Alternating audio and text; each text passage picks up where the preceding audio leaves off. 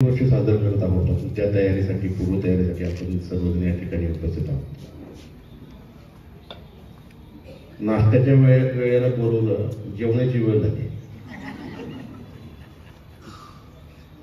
शैलेश भाऊ जोशी माझ्या अतिशय सुखदुःखामध्ये आणि आम्ही दोघंही सद्गुरूंच्या विचारामुळे जिवंत आहोत.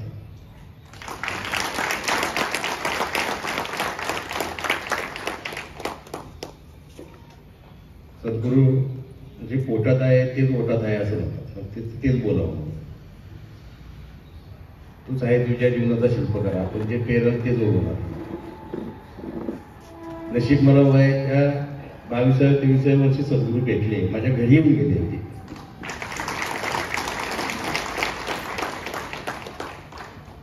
मला कायम यश अपयश याच्या धुल्यावर झुलत असताना आपल्याकडे आजूबाजूला अंधश्रद्धाचे व्यापारी खूप मोठे आहेत. अजूनही फार सुधारणा आपण अशातला भाग नाही. 90% सद्गुरू तर 99 म्हणायचे. आता सद्गुरूंचा वर्ष जास्त झाल्यामुळे आपण 10% त्यांनी कमी केले असं म्हणूया. पण सगळं काय खरं नाही. कुणाला काय बोलावं काय बोलू नये, खडाच घाल कंडाच बांध, हे अजूनही प्रचंड मोठ्या प्रमाणात चालू आहे. खरं मी गंमत सांगतो. माझेही जर पुढं खूप वडिलांनी घराच्या बाहेर केल्यानंतर खूप शैलेश भाऊ बाळासाहेब सगळे आमचे साक्षीदार आहेत. मी पै महाराजांना भेटायला त्यासाठीच गेलतो की मला काय औषध दिली का.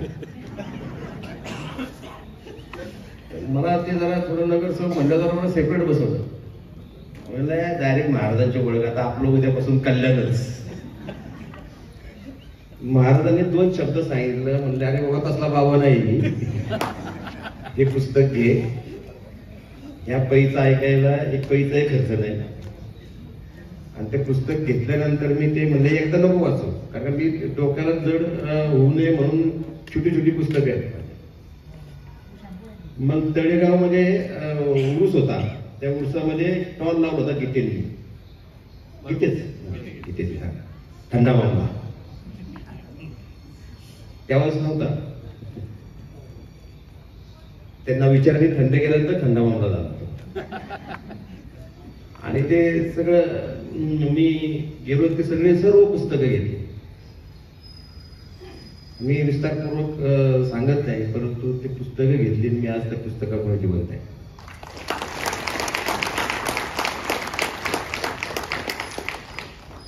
पण ज्या पद्धतीने मी सगळ्यांना सांगितलं, कारण माझे इतके माझ्यावर दुःखाचे आघात झाले, इतके दुःखाचे आघात झाले. सद्गुरूंचे विचारानं कलात्मक वाटचालीनं ताल तोललं याचं भान राखता आलं म्हणून सावरलो. आणि दुःखाचं भांडवल करायचं नाही हे सद्गुरूंनी सांगितलं. आपणच शोधायचं. आपलंच काहीतरी झालं असेल प्रारब्धामध्ये काही गोष्टी असतात. सद्गुरूचं सगळं वाचलं असल्या कारणाने मला आघात झाले की अरे आपलं काहीतरी झालं असेल, बाकी काहीतरी चुकीचं झालं असेल. पूर्वकर्म पाठीशी घातली असतं, बऱ्याच काही गोष्टी असतात. मग त्याचं उगाच आपलं 4 वर सांगायचं काय सांगू तुला काय असलं हे असलं काही नाही. ते सद्गुरूंनी तर 8 महिन्यांनी परत जायला सांगितलं. चांगल्या पद्धतीने केलं ना आजपर्यंत चालू आहे. त्यांच्यावर काही कमी आघात झालेत का? माझ्यावर काही कमी आघात झालेत का? ते आम्ही सगळे.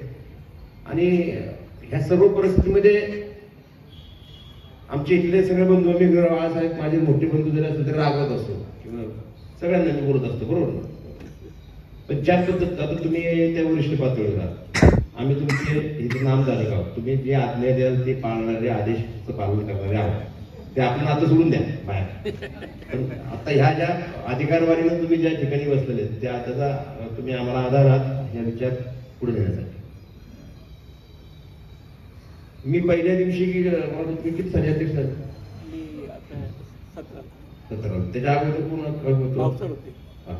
त्याच्या अगोदर कोण होतं? त्याच्या अगोदर कोण होतं? त्या कोळंबकर भाऊसाहेब यांना सांगितलं अख्खं घर माझं अख्खं हे फक्त तुम्ही विस्तार करा, वाढवा, नवीन पोरांना शिकवा काहीतरी. बऱ्याच वेळ पक्की मडकी झाली की जरा थोडं परिवर्तन व्हायला वेळ लागतो. ते सतत पुस्तक वाचायला लागतं.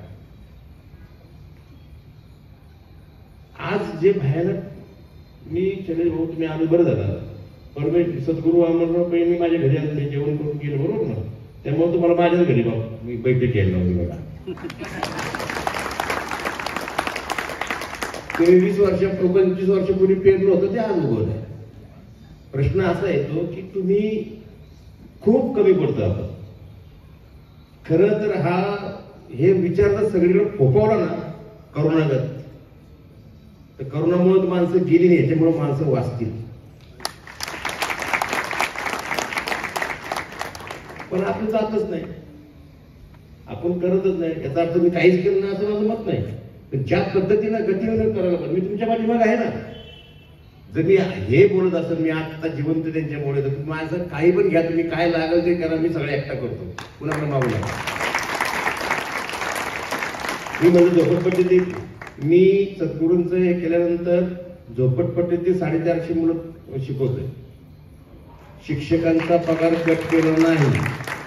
3 लाख रुपये महिन्याचा माझा खर्च मी घेत नाही. त्यांच्या पगारातनं कट करत नाही. महानगरपालिकेत भ्रष्टाचार करत नाही. का? तर सद्गुरू वाचले.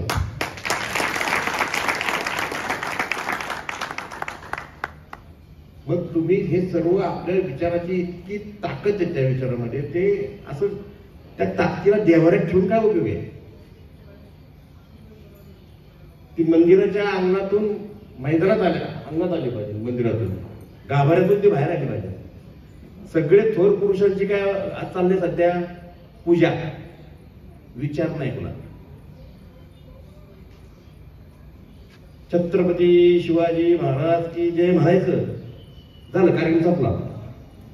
त्यांचे दिलेले संस्कार, त्यांचे विचार, आचार, म्हणजे कसं आहे आपल्याकडे काय माहितीये का, सद्गुरू वामनराव पै शेजारच्या घरात होते, शिवाजी महाराज शेजाऱ्यांच्या घरात होते, मिलिटरीमध्ये शेजारच्या घरातला पोरगा जावं आपलं नको. ही प्रवृत्ती वाढत चाललेली आहे. आज तुम्हाला दैनंदिन जीवनामध्ये मी काम करतो, समाजामध्ये काम करतो. 16 वर्षाची मुलं खून करायला लागले, वैताग गँग सगळीकडे प्रसिद्ध होऊ लागलेली, दिशाहीन होत चाललंय विचारामुळे. योग्य विचार एक वेळेस अन्न एक वेळेस नाही दिलं चालत, पण विचार देणं अत्यंत गरजेचं. ती जबाबदारी आपली. केले भाऊ खूप काम करायला लागणार आहे. असं आपण तुम्ही वरिष्ठ आहे, माझी खंत मी सद्गुरूंच्या भाषेत व्यक्त करतोय, माझ्या भाषेत व्यक्त करत नाही. सद्गुरूंनी असं कधीच सांगितलेलं नाही की आपण असं करतोय. ते काय असं नसतं. बऱ्याच वेळा सत्य ते कटूच असतं ना.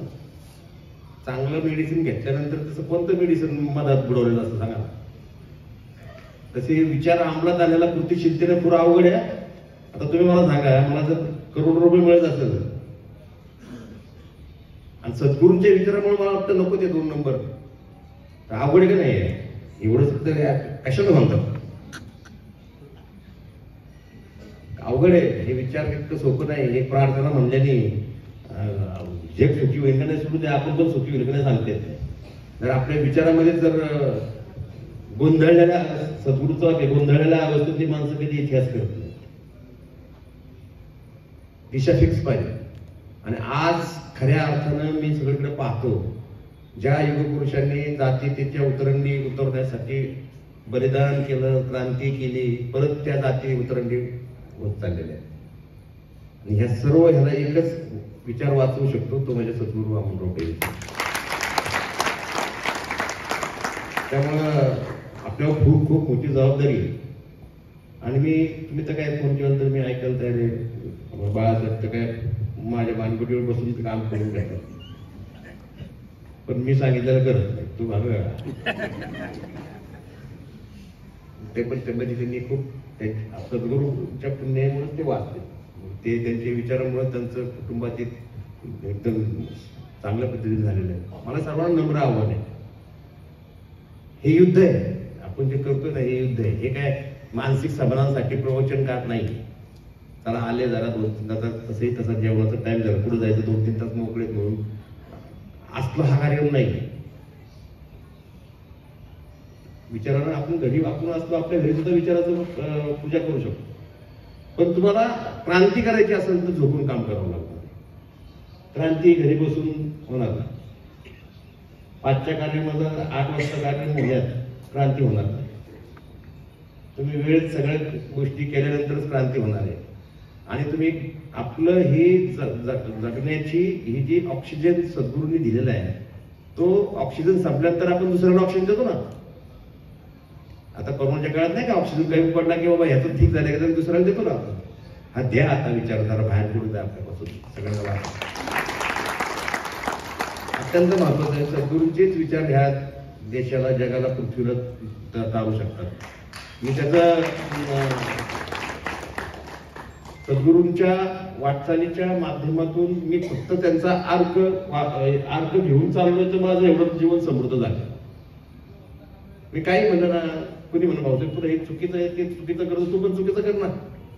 राजकारण असं नसतं अरे नको रे, ती त्याचं कर्म आहे, तूच आहे तुझ्या जीवनाचं शिकू बघा त्याला जे करायचं. आणि नंतर 5-6 वर्ष तसं तर ते प्रत्येक क्रिया किती तीव्रता आहे त्या क्रियेची आणि त्याच्या कर्माचं ते किती काउंट होतं, तोपर्यंत त्याचं जरा चांगलं चालतं, नंतर त्याचं कारण फिक्स आहे, चुकीचं चुकीचं आहे. आता चेंडू असा मारला तर तो थोडा जोडणार, थोडा आणखी केलं हे सद्गुरू सांगतात. आणि एकदम जोरात मारला की तो वरच येणार म्हणून सांगतात थोडा हळू चेंडू मारला तर हळू वरती येईल नंतर थांबा. सगळ्यांचे कार्यक्रम झाले. हा सगळ्यांचे कार्यक्रम झाले का नाही. ते मला सद्गुरूने अगोदर सावध केलं, निडवा तुझ्याकडं एक अदृश्य शक्ती आहे, ती काउंटिंग चालू असतं, आपल्याला वाटतं कोण बघत नाही. मग ते योग्य वेळी योग्य ते चांगलं कर्म असतं ना, त्यावेळेस एखाद्या वेळेस झटक्यात काहीतरी झालं तर ते आपण काय सुखरूप वाचतो नाही, ते काउंटिंग झालं असतं त्याचं शिल्लक होतं ते यूज झाले. ते मी अख्खा सद्गुरू सांगू शकतो तुम्हाला, काळजी करू नका. ते काय असं काय येत नाही. पण मी तुम्हाला नम्र आवाहन करतो, मी तुम्हाला 100% हात जोडून विनंती करतो, क्रांती करा, विचाराची क्रांती करा. तरुण पिढी पुढे जा, जिथं भूक लागली तिथे द्या.